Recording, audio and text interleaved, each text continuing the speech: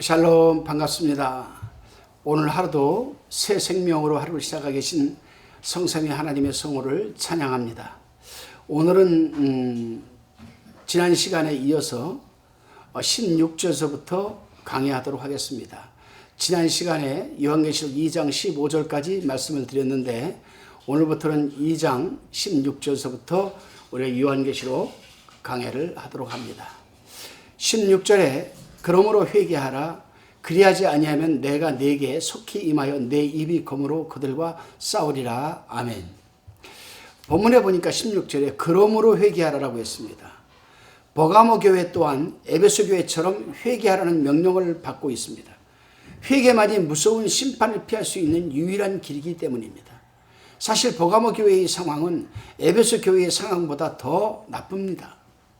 에베소 교회에는 내가 니고라당의 행위를 미워한도다라고 했는데 6절에서 버가모 교회에게는 내게도 니고라당의 교훈을 지키는 자들이 있도다라고 하였기 때문입니다. 내가 내게 속히 임하여 내 입이 검으로 그들과 싸우리라. 버가모 교회 안에는 니고라당이 있고 일부 성도가 파괴적인 니고라당의 교훈을 받아들였습니다. 만일 회개하지 않으면 그리스도께서 속히 임하여 그들이 그 입의 검으로 그들과 싸우시겠다고 지금 선포하시는 겁니다. 니골라당은 그리스도와 기독교의 적이라 할 수 있습니다. 버가모 교회의 일부 성도들은 지금 발람의 교훈과 니골라당의 가르침에 오염되어서 황제를 숭배하고 우상의 제물을 먹고 음행까지 한 타협과 혼합주의적인 교회로 전락하고 있기 때문에 회개하라고 하는 겁니다. 회개는 죄는 물론 성도들에게도 반드시 해야 할 복음적인 의무입니다. 제가 회개는 의무이다 이렇게 얘기를 했습니다. 그런데 어떤 의무이냐? 복음적 의무라고 할 수가 있습니다. 그래서 회개는 범죄한 당사자는 물론이고 교회와 지역사회의 의무이기도 하는 겁니다. 함께 죄를 지었으면 함께 회개해야 합니다. 회개는 그가 속해 있는 사회와 다른 사람이 지은 죄에 대해서도 중보함으로써 회개해야 된다는 그런 의미입니다. 하나님께서는 범죄한 자들을 벌하실 때 그런 것을 교회 안에서 용납한 것에 대해 교회 자체를 책망하시는 겁니다. 그리스도인 입에서 나오는 말씀이 날카로운 것만큼 깊이 베고 치명적인 상처를 주는 것은 없습니다. 그래서 하나님의 말씀은 살아 운동력이 있어 자위에 날선 그 어떤 검보다도 예리하여서 우리의 혼과 영과 관절을 찔러 쪼개기까지 하며 우리의 마음, 생각을 감찰하시기까지 한다고 했습니다. 세상의 메스는 눈에 보이는 여러분 이 부분만 자를 수 있지만 하나님의 말씀은 우리의 생각과 우리의 마음 들여다보고 계시고 또 하나님의 말씀은 우리의 영과 깊은 여러분 골수까지 쪼갠다고 말씀을 합니다. 다시 17절 말씀을 보겠습니다. 귀 있는 자는 성령이 교회들에게 하시는 말씀을 들을지어다. 이기는 그에게는 내가 감추었던 만나를 주고 또 흰 돌을 줄 터인데 그 돌 위에 새 이름을 기록한 것이 있나니 받는 자 밖에는 그 이름을 알 사람이 없느니라. 이 말씀은 참 애매모호한 말씀이죠, 여러분. 귀 있는 자는 성령이 교회들에게 하시는 말씀을 들을지어다. 이 말씀은 스스로 기독교인이라고 하면서도 성경 한번 읽지 않고 공부하지 않는 자에게 대한 준엄한 책망이 내포되어 있는 말씀입니다. 말씀을 읽어야 말씀을 들을 때 깨달음이 임하는 것 아니겠습니까? 이기는 그에게는 내가 감추었던 만나를 주고라고 하고 있습니다. 여기서 만나는 발람의 교훈을 지키는 자들이 먹는 더러운 음식과 대조되는 말씀이죠. 성도들은 그리스도와 친교를 통해 신령한 영의 양식인 하늘의 만나를 수시로 공급받는다는 이 약속의 말씀이기도 합니다. 여러분, 흰돌을 줄 터인데라고 했습니다. 여기 흰돌에 대한 견해는 참 구구합니다. 분분하죠. 그러나 우리는 어느 인간의 한 개인적인 생각이 아니라 성경에서 가르치는 대로 믿어야 합니다. 성경에서 예수님은 자신을 돌로 표현하고 있습니다. 예를 들자면 고린도전서 10장 4절에서 예수님을 신령한 반석이라고 표현했습니다. 이사야서 28장 16절에서는 예수님을 모퉁이 돌이라고 표현했습니다. 베드로전서 2장 4절에서는 예수님을 산돌이라고 표현했습니다. 다니엘서 2장 34절에서는 예수님을 뜨인 돌로 표현했습니다. 따라서 여기서 흰 돌은 죄 없는 예수님이 거룩하고 영광스러운 본성을 뜻하는 것으로 우리는 믿어야 됩니다. 그 돌 위에 새 이름을 기록한 것이 있나니 받는 자 밖에는 그 이름을 알 사람이 없느니라. 이 흰 돌 위에 새겨진 이름이 그리스도라고 보는 입장을 취하는 학자도 있고, 그 돌을 받는 사람 자신의 이름이 기록되어 있다고 보는 학자들도 있습니다. 그렇습니다, 여러분. 우리는 후자를 선택합니다. 따라서 그 돌을 받는 사람 자신의 이름이 기록되어 있다고 보는 견해가 맞는 견해라고 생각을 합니다. 그렇습니다. 우리는 후자를 선택하는데 예수를 믿고 구원받는 성도들을 의미하는 거죠. 그러니까 그 돌 위에 새 이름을 기록한 것이 있나니 받는 자 밖에는 그 이름을 알 사람이 없느니라. 받는 자 밖에는 그 이름을 알 사람이 없다. 예수를 믿는 사람만이 예수를 알 수 있는 겁니다, 여러분. 예수 그리스도를 구주로 믿고 죄사함의 은총과 구속의 은혜를 받은 자만이 여러분 알 수 있는 것 아니겠습니까? 그러나 누가 참 성도인지 우리는 잘 모릅니다. 인간의 선택과 기준은 항상 외적인 모습을 보고 판단하기 때문입니다. 그러나 주님은 우리의 중심을 보고 판단하시기 때문에 누가 알곡이고 누가 참다운 성도고 구원받은 흰돌 위에 그 이름이 새겨지는지 본인 당사자 외에는 알 수가 없는 것입니다. 다시금 18절을 봉독합니다. 두아디라 교회의 사자에게 편지하기를 그 눈이 불꽃 같고 그 발이 빛난 주석과 같은 하나님의 아들이 가라사대. 아멘. 두아디라 이 교회는 버가모에서 남동쪽으로 한 40마일, 즉 64km 정도 떨어진 곳에 위치한 상업, 공업 복합도시입니다. 두아디라 성의 자주장사 루디아의 고향이죠. 여기가 사도행전 16장 14절에 기록되어 있습니다. 에게일을 지나 마게도냐까지 이른 두아디라 시장은 굉장히 유명한 시장입니다. 두아디라 이 수호신은 헬라의 태양신 아폴로에 해당하는 티렌노스 신이었었는데 그 신은 조합의 수호신으로서 그들이 축제에서 존중시 되었습니다. 그러니까 두아디아라는 이 지방은 조합이 있습니다. 조합. 그 우리나라도 무슨 시장 조합, 무슨 시장 협회 그런 게 있잖아요. 여기도 그 당시에 두아디라는 이 성에 그 상인들이 그 조합을 만든 조합이 있습니다. 근데 이 조합을 이끌고 이 조합을 지키고 이 조합을 보호한다는 수호신이 있는데 그게 티레노스 신입니다. 근데 그들은 그 장사꾼들은 상인들은 이 두아디라의 상인들은 이 그 신을 놓고 축제를 벌이고 그 신을 존중했습니다. 자, 이제 그러한 곳에 위치한 이 두아디라 교회에 대해서 우리가 한번 살펴봅시다. 두아디라 교회 설립에 대한 것은 알려진 바 없지만 바울이 에베소에 머물고 있을 당시에 복음의 문이 열린 것으로 보지만 바울이 세웠는지 루디아가 세웠는지 성경은 밝히고 있지 않습니다. 그래서 잘 알 수가 없지요. 그렇지만 두아디라는 고통의 향기라는 뜻인데 신앙을 지켜나가기 힘든 환경은 큰 시련과 고통이 되었지만 두아디라 교회는 그런 여건 속에서도 9,000명 인구 가운데 3,000명의 기독교 신자를 확보하는 부흥하는 교회였습니다. 역사적으로 이 두아디라 교회 성도들이 처한 환경에 대해서 한번 살펴보겠습니다. 두아디라는 조금 전에 말씀드린 대로 조합이 있는데 이 조합에 가입되지 않고서는 장사를 할 수가 없었습니다. 이 두아디라 성에서. 따라서 조합에 가입된 사람은 그 조합에서 베풀어지는 주연과 또한 우상, 티레노스 신, 즉 조합의 신이라고 불리는 이 우상에게 드려지는 제사에 참석을 해야만 합니다. 참석을 하지 않으면 장사를 할 수가 없습니다. 그래서 루디아 같은 사람이 신앙의 정절을 지킨다는 것이 얼마나 어려웠던 것인가를 우리는 짐작할 수가 있습니다. 이 루디아는 조합과 생계 문제가 연루되어 있고 그런 환경에서 성도들이 조합과 교회 간의 갈등이 있었을 것이고 그러므로 해서 자연히 교회 안에서는 세상과 우상과 타협하는 무리들이 있었을 것이고 교회가 예배 장소라기보다는 일종의 사교장으로 아마 변했을지도 모릅니다.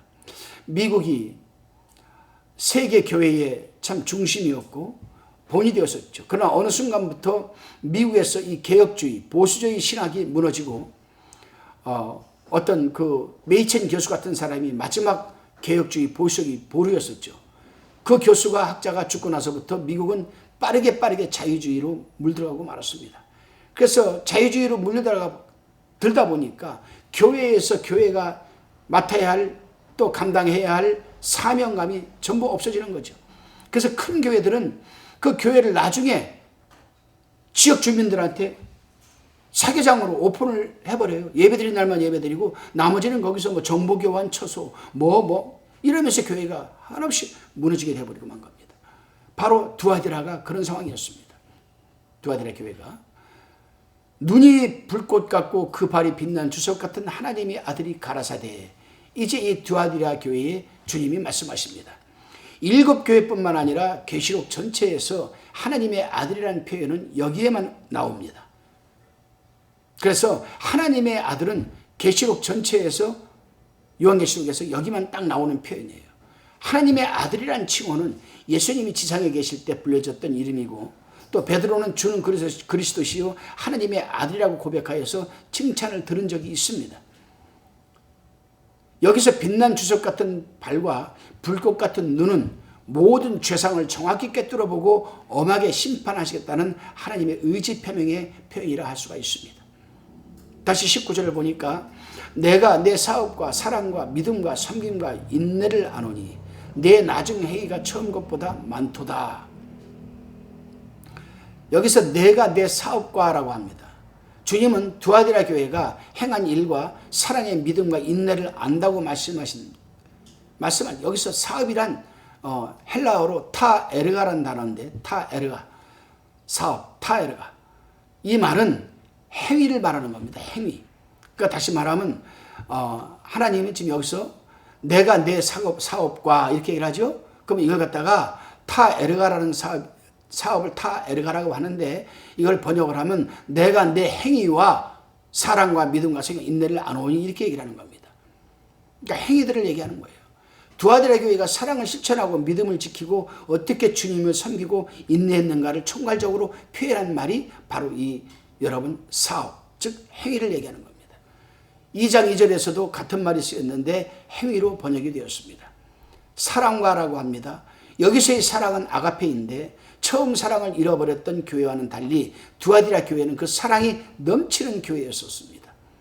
믿음이라고 합니다. 믿음과.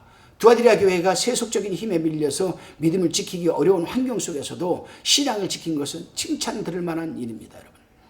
믿음으로 사용된 피스티스라는 이 단어, 이것은 예수님을 구주로 믿는 것뿐만 아니라 그분에 대해서 끝까지 신실함을 지키는 것을 의미합니다. 그렇습니다, 여러분. 우리 예수 믿는 사람들이 이 피스티스, 이 믿음, 처음 예수 그리스도를 믿고 구주로 영접하고 그날 충만했던 그 믿음을 우리는 피스티스 끝까지 지켜야 된다는 얘기입니다. 섬김가라고 했습니다. 여기서 섬김은 디아코니아로서 다른 사람을 돌보고 도와주며 나누어주는 순수한 사랑의 행위를 말합니다. 원래 디아코니아는 구제라고 얘기하는 거죠. 구제란 단어인데 섬김으로도 번역이 됩니다. 인내를 아노니라고 했습니다. 여기서 인내는 휘포모네라고 합니다. 휘포모네, 헬라어로. 이 휘포모네는 외적인 핍박과 환난과 고난과 교회 안의 내적인 갈등에서 잘 참고 견뎌내는 것을 말합니다. 그렇습니다, 여러분. 오늘날도 교회 안에서 여러분 여러 가지 힘들고 어려운 환난과 어려움 속에서도 여러분 그래서 이 마음에서 일어나는 이 갈등, 이것을 잘 참고 인내하는 것, 휘포모네, 주님이 굉장히 여러분 기뻐하시는 그런 인내라는 말입니다. 여러분. 20절에 보니까 그러나 내게 책망할 일이 있노라. 자칭 선지자라 하는 여자 이세벨을 내가 용납함이니 그가 내 종들을 가르쳐 꾀어 행음하게 하고 우상의 제물을 먹게 하는도다. 그러나 접두에 지금까지는 잘했지만 그러나 내게 책망할 일이 있다.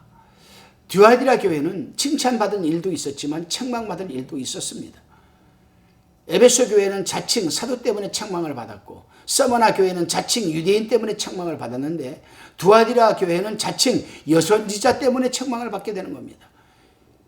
자칭 여선지라 하는 여자 이세벨을 내가 용납하니 초대교회에서는 여선지자가 있는 일은 흔한 일이었습니다. 여러분.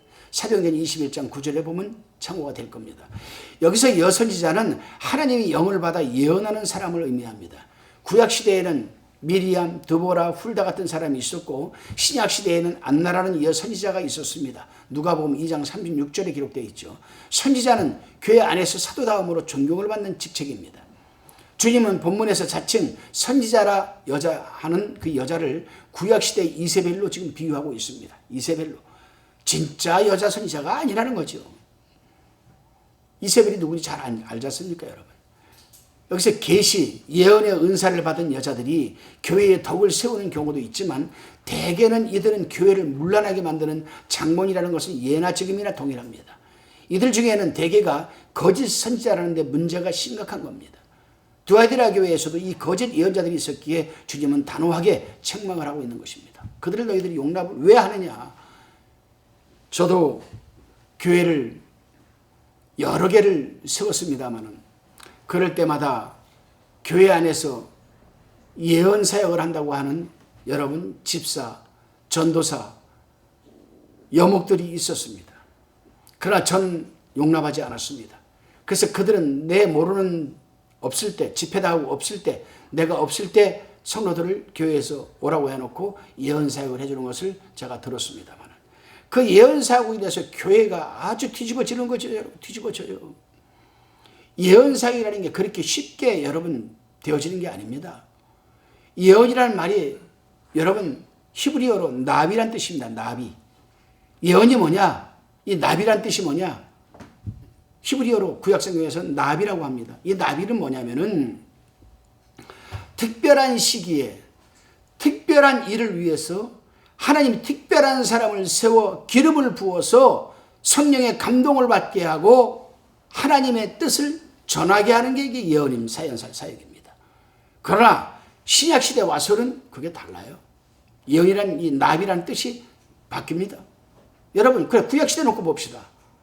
하나님은 이 예언자들에게 예언을 하게끔 할 때는 특별한 시기에 특별한 일을 위해서 특별한 기름을 부어서 감동을 주어 예언하게 하는데 요즘 사람들을 보게 되면 예언의 이 본질이 달라요. 예언이라는 이 단어 속에 함축되어 있는 뜻은 하나님의 뜻을 전하는 거거든요. 하나님의 계획을 전하는 겁니다. 미래에 일어날 일을 전하는 거예요. 우리 하나님이 할 일이 없어서 이사가는 날짜 예언해 주는 게 그게 예언입니까? 아들이 딸이 서울대학교 의대에 들어가는가 안 들어가는가 이게 예언입니까? 이건 예언이 아니에요. 점쟁이 가는 이건 점이지 점. 그러나 구약시대의 나비라고 했던 특별한 시기에 특별한 일을 위해서 특별한 사람에게 특별한 기름을 부어서 영을 받게 하고 감동을 받게 해서 하나님의 말씀을 듣게 하시고 보게 하시고 환상을 통해서 주어서 선포하게 하는 게 예언인데 신약시대에 들어와서 이게 바뀐다 이 말입니다. 뭘로 바뀌는가? 구약시대에는 여러분 하나님의 말씀이 아직 완성되지 않았기 때문에 예언의 계시가 가능했습니다. 그러나 신약시대에 들어와서는 하나님의 말씀인 성경 66권이 완벽하게 여러분 계시가 되었기 때문에 신약시대에 와서는 계시가 하나님의 말씀이 계십니다. 그래서 하나님의 말씀을 읽고 연구하고 배우고 해서 하나님의 말씀을 모르는 자들에게 하나님의 말씀을 전해주는 게 계시입니다. 이것이 우리 개혁주의, 우리 보수주의의 뜻입니다. 여러분. 오늘 본문에서도 이 두아디라 교회 이세벨이라는 이 여선지자가 뭘 했습니까? 이 교회에 들어와서 행음하게 하고 우상의 제물을 먹게 하는도다. 이세벨이라는 이 여자의 가르침은 두 가지로 요약되어 있습니다. 그것은 음행과 우상 제물입니다. 이세벨은 원래 시돈왕 옛 바알의 딸로서 아합 왕의 아내가 되어서 북왕국 이스라엘을 우상 숭배로 오염시킨 사악한 여자 아니었겠습니까, 여러분? 그녀는 이스라엘에게 시집 오면서 바알신을 가져와서 이스라엘로 그것을 숭배하게 하였고 바알 숭배 전문직에 종사하는 바알 선지자 450명을 적극적으로 후원해 주었고 영적 간음인 우상 숭배로 이스라엘 백성들을 타락케 한 사단의 대리자였습니다. 이 내용이 열왕기상 18장 13절로 19절에 기록되어 있습니다. 두아디라 교회에도 조합이 수호신에게 경배하도록 유도하고 우상에게 드려진 음식을 먹으면서 이 의식의 일부로 성적 음란에 참여하게 한 바로 이 부분이 구약시대에 여러분 이세벨과 똑같은 것이기 때문에 이 두아디라 교회에도 여러분 이세벨이라는 거짓 선지자를 지금 말하고 있는 겁니다. 오늘날도 교회나 등등 집회나 이런 데서 예언사역을 한다고 하는 사람들. 맞습니까? 그 예언사역 받아본 사람들 알 거 아닙니까? 그 다 맞았어요? 예언사역은 하나님과 자신과의 관계에서 하나님이 내게 주시는 말씀을 제3자를 통해서 받게 되는데, 그 제3자가 나에게 하나님의 말씀을 전해주는 자가 어떤 사람이냐에 따라서 다르죠. 성경을 여러분 해박하게 지식을 모르면, 구속사의 흐름과 신구약의 통일성을 모르는 자들은 절대로 여러분 예언사역을 할 수가 없다는 사실을 우리는 명심해야 됩니다. 하나님의 말씀을 뒷전이고 여러분 기도원에 가서 장기 금식 40일 한다고, 20일을 한다고, 며칠 금식한다고, 그 방언도 진짜 방언이 아닌 짝퉁 방언으로 기도하면서 내려와가지고 하나님한테 계시받았다? 믿으면 안 됩니다. 큰일 납니다, 여러분. 다시금 21절입니다. 또 내가 그에게 회개할 기회를 주었으되 그 음행을 회개하고자 아니하는도다. 또 내가 회개할 기회를 주었으되라고 합니다. 음행을 회개하지 않으냐는도다. 죄를 짓고도 회개할 기회가 주어진다는 것은 여러분 축복입니다. 회개할 기회가 없어서 지옥 가는 사람도 많이 있잖아요. 이세벨과 그의 동조자들에게 회개할 기회를 주셨습니다, 주님이. 그러나 그들은 하나님의 인자하심과 용납하심과 길이 참으시는 은혜를 그들은 거부했습니다. 그 음행을 회개하지 않았지요. 이교도의 축제가 난잡한 행음으로 이어졌던 것은 부인할 수 없는 역사적인 사실입니다. 성경에는 회개할 기회가 주어졌을 때 회개하는 사람들이 많이 있습니다, 여러분. 축복된 사람들이 있죠. 예를 들자면 아하방은 엘리야로부터 하나님의 책망을 듣고 옷을 찢고 굵은 배로 몸을 동이고 금식하고 회개하였습니다. 열왕기상 21장 27절에 기록되어 있습니다. 요시아가 나오죠. 요시아 왕은 그가 거한 곳이 빈터가 되고 저주가 되라는 말을 듣고 마음이 연하여서 옷을 찢고 통곡하며 회개하였습니다. 열왕기하 22장 19절에 기록되어 있습니다, 여러분. 에스라는 하나님의 전 앞에 엎드려 울며 기도하며 죄를 잡아가였고, 이스라엘 백성도 이방 여인을 취한 것에 대하여 회개하였습니다. 에스라 10장 1절에 기록되어 있습니다. 의롭다던 욥도 하나님의 책망을 듣고 스스로 한하고 티끌과 제 가운데서 회개하였습니다. 욥기서 42장 여러분 6절에 기록되어 있습니다. 니느웨 사람들, 니느웨가 40일 후에 멸망한다는 말을 듣고 왕이 조복을 벗고 굵은 베옷을 입고 죄에 앉아서 회개하자 전 국민이 금식하며 짐승까지 굵은 배를 입고 회개했다라고 요나서 3장 6절로 9절에 기록되어 있습니다. 베드로, 주님을 3번씩이나 부인하고 저주하고 맹세까지 한 베드로는 주님의 말씀을 기억하고 닭이 2번 울 때마다 평생 울면서 이 이마를 땅에 박치기 하면서 회개하였다고 합니다. 그래서 베드로의 초상화를 보면 머리가 앞으로 이렇게 툭 튀어나온 게 그래서 튀어났다고 하는 거예요. 마가복음 14장 72절에 기록되어 있습니다. 탕자, 집을 떠난 탕자도 아버지의 품을 그리워하며 회개하고 돌아왔습니다. 누가복음 15장 21절에 기록되어 있습니다. 세리, 멀리 서서 감히 눈을 들어 하늘을 들어보지 못하고 다만 가슴을 치면서 하나님이여 불쌍히 여기옵소서 나는 죄인 이로소이다 라고 회개하였습니다. 누가복음 18장 13절에 기록되어 있습니다. 다윗도 자기의 신복 우리아를 죽이고 그 안에 밧세바를 취하서 음행을 했던 다윗도 철저히 회개하였습니다. 사무엘하 12장 13절에 기록되어 있습니다. 이렇게 회개를 통해서 축복을 받고 하나님도 인정받은 사람들이 많아요. 이외에도 많습니다. 반면에 사울왕이나 가룟 유다 같은 사람은 회개할 기회가 있었음에도 불구하고 그들은 회개치 않아서 그들은 멸망당하고 말았습니다, 여러분. 자기만 멸망당했습니까? 아니에요. 사울왕은 자기 아들들 가족들을 다 전쟁터에서 다 죽게 만들었습니다, 여러분. 가룟유다는 어떻게 죽었습니까? 배 창자가 터져서 죽었어요. 목매달다가 비참하게 죽는 거죠, 여러분. 그래서 이 회개라는 단어가 우리에게는 얼마나 그 축복된 단어인지, 여러분, 우리가 죄를 드러내고 험을 들었다고 해서 여러분 걱정하지 마세요. 우리에게는 축복의 회개라는 통로가 있습니다, 여러분. 회개하면 축복받는 겁니다, 여러분. 다시금 2장 22절 봅니다. 22절. 볼지어다 내가 그를 침상에 던질 터이요. 또 그로 더불어 간음하는 자들도 만일 그의 행위를 회개치 아니하면 큰 환난 가운데 던지고 라고 합니다. 내가 그를 침상에 던질 것이 터이요 라고 했습니다. 회개할 기회를 주었음에도 회개하지 않은 이세벨과 그 추종자들에게 엄한 형벌이 예고되어 있습니다. 여기서 침상은 질병과 고통의 침상을 뜻하는 겁니다. 뭐 잠 편안하게 자는 그런 침상을 말하는 게 아니에요. 여기서 말하는 침상은 헬라어 원어적으로 질병과 고통의 침상. 침상에 던질 것이다. 질병과 고통에 던져버릴 것이다.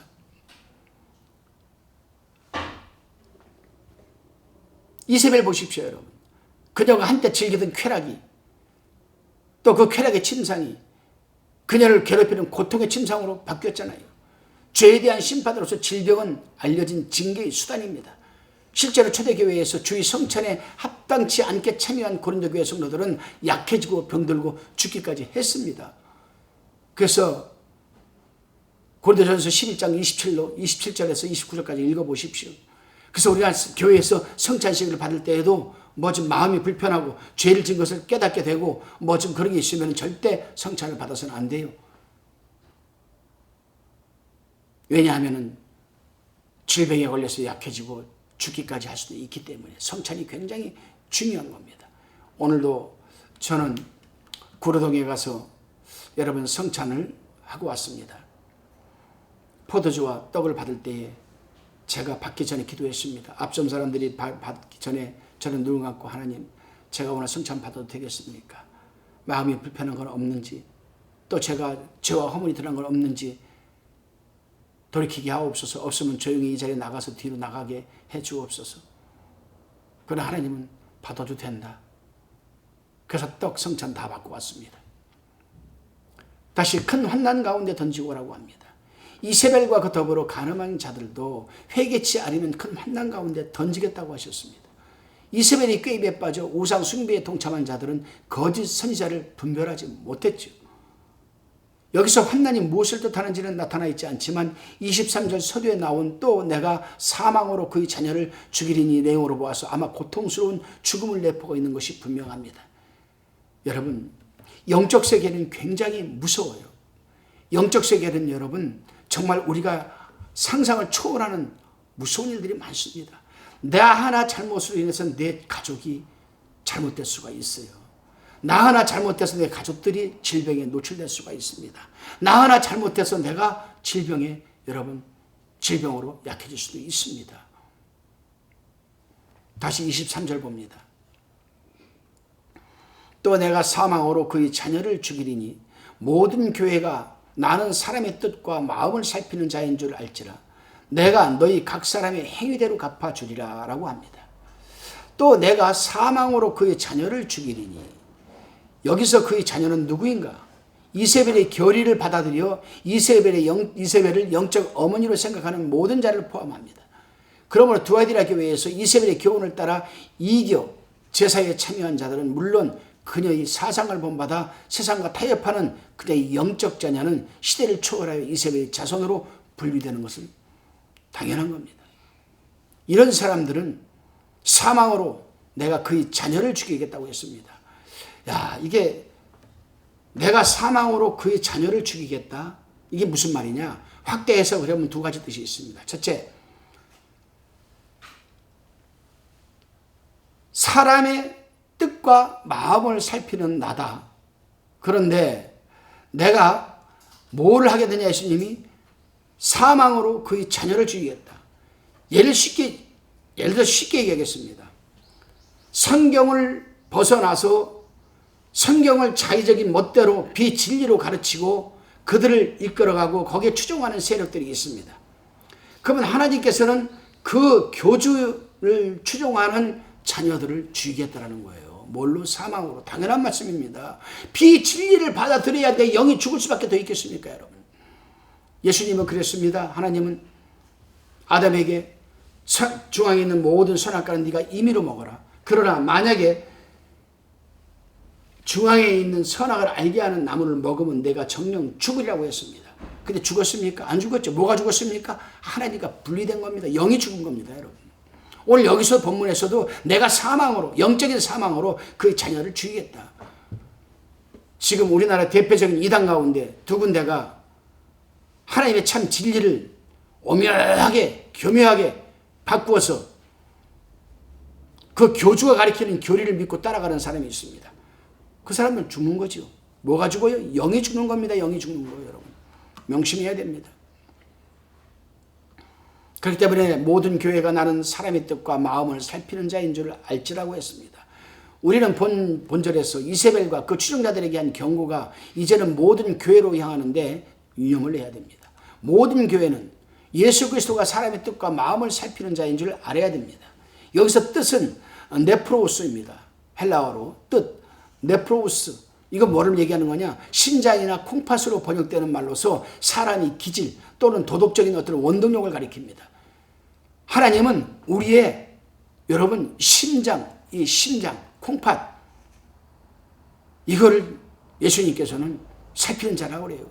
무엇이 뛰느냐? 참 진리의 말씀을 통해서 그 진리의 말씀 때문에 내가 그냥 막 심장이 뛰고 그냥 마음에 감동이 오고 이래야 되는데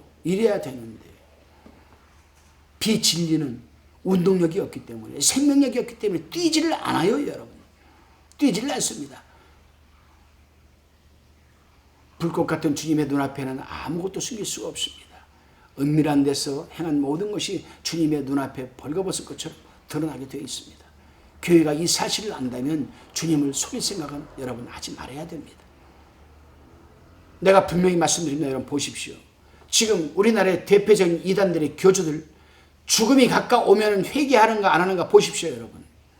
회개합니다, 그들. 그러나 너무 늦었어요. 너무나 많은 영혼을 죽였습니다. 회개할 될 일이 아니에요. 대표적인 케이스를 봅시다. 우리나라의 불교로 얘기하면 우리나라의 최고의 벽자 25년 20년 이상을 벽만 바라보고 가부좌 틀고 앉아서 수행하였던 성철 스님 보십시오. 성철 스님이 여러분 죽기 전에 뭐라고 했습니까? 여러분, 내가 너무나 많은 사람들에게 거짓말을 했다. 너무나 많은 사람들에게 거짓말을 했다. 물은 물이요 산은 산이다. 이 말을 했어요. 진리는 진리라는 겁니다. 비진리는 비진리고 물은 바뀌지 않아요. 산도 바뀌지 않습니다. 진리는 바뀌지 않는 거예요. 내가 너무나 많은 사람들에게 죄를 지었다. 그리고 성철 스님은 우리 기독교에 대한 여러분 천국과 지옥에 대해서 분명히 증언을 했습니다. 유튜브 들어가서 성철 스님 여러분 치면 나옵니다. 한번 들어보십시오, 여러분. 마지막으로 회개하는 거죠. 사람은요, 그 행위의 열매를 먹게 되어 있습니다. 용서받지 못한 죄는 반드시 그 대가를 지불해야 됩니다.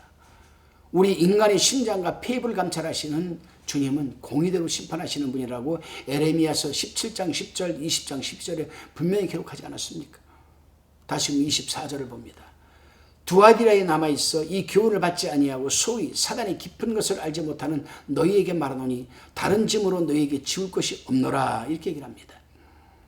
두아디라에 남아있어 이 교훈을 받지 아니하고, 두아디라에 남아있어 이들은 이세벨의 가르침을 받아들이지 않는 자들로서 사단의 깊은 것을 알지 못하는 데다가 여러분 그 대다수의 성도들을 얘기하는 거죠. 지금도 교회는 사단의 깊은 것을 알지 못하는 성도들이 많아요. 영적 세계를 모르는 사람들이 많습니다. 외면적인 이세벨의 교훈은 알았지만 사단의 깊은 것까지는 모르는 사람들, 그렇습니다, 여러분. 세속에 오염되지 않은 성도들이 교회에 있다는 것은 위로가 되는 겁니다. 이 말씀을 좀 더 확대 해석을 해보면은, 그래, 이세벨의 결의를 따라가도 그 사단의 깊은 것까지 알지 못해서 모르고 따라간 사람들을, 그 사람들은 괜찮다라는 겁니다. 회개하면은. 근데 깊은 것을 안 사람들은 회개를 하지 않거든요. 이미 쇠뇌가 됐기 때문에. 사단의 깊은 것이라고 했습니다. 거짓 선생들은 영적인 사람이면 사단의 깊은 것을 알아야 하고, 신전제사와 은행을 포함한 이교도들의 생활에 관여해야 한다고 여겼습니다. 그리고 후기 영지주의자들은 물질은 약하고 악하고 영혼만 선함으로 몸으로는 어떤 것을 해도 상관이 없다고 가리키는 이 영지주의자들, 철학주의자들 굉장히 조심해야 됩니다. 몸이 죄를 지어도 영혼은 여전히 깨끗하다고 보았기 때문에 그렇게 얘기를 합니다. 그래서 영지주의자의 사상을 풍자적으로 공격하기 위해서 하나님이 기쁜 것이라는 말이 여기서 나오는 겁니다. 바로 여러분.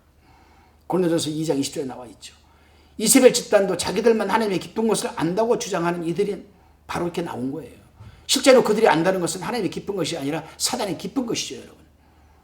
이 말씀을 좀 더 확대해서 그래서 우리 신앙생활에 적용을 시켜봅시다. 오늘날도 여러분 곳곳에서 나는 하나님에게 직통계시를 받는다. 나는 하나님과 기도하면은 직통계시를 받아서 알 수 있다.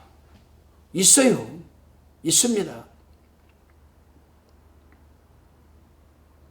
하나님에게 먼저 물질을 좀 드리고 정성껏 드려라.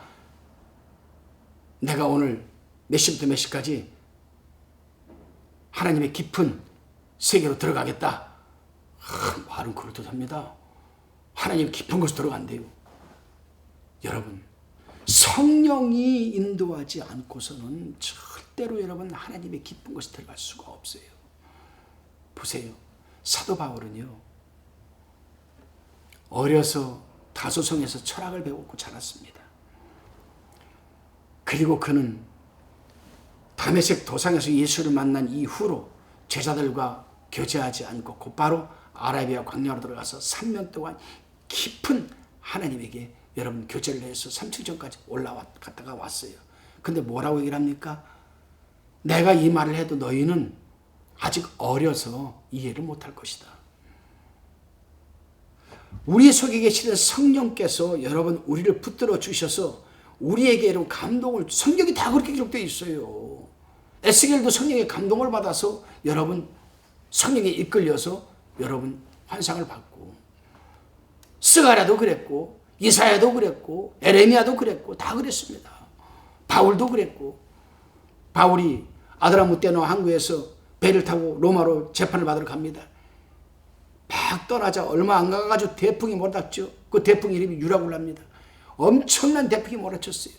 그럴 때 이 군사들은 죄수들 도망갈까 봐 칼로 죽이려고 했고, 죄수들은 안 죽으려고 물로 뛰어가려고 했습니다, 여러분. 그런데 여러분 보십시오. 사도 바울이 뭐라고 합니까?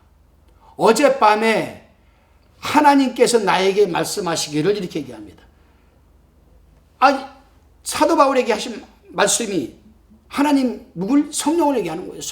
성령을 얘기하는 겁니다. 그렇죠, 여러분.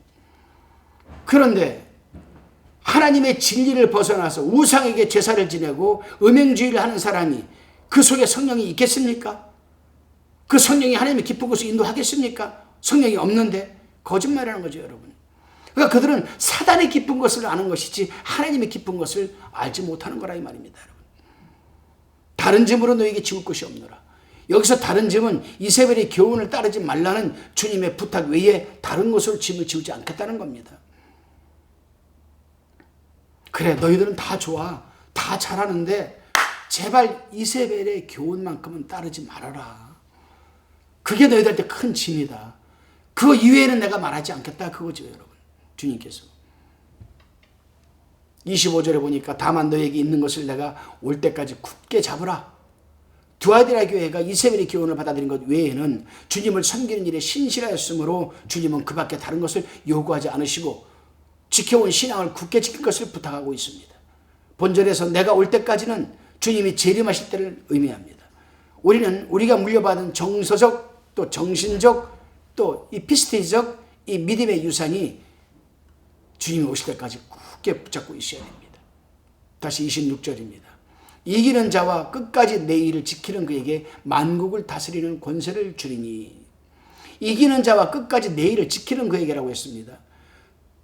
두아디라에서의 싸움은 이세벨의 일에 반대하여 그리스도의 일에 철저히 매달림으로써 이길 수 있습니다. 다시 말해 이기도의 행위에 빠질 수 있는 환경에서는 그리스도의 일을 충성스럽게 붙잡는 것만이 이기는 일입니다.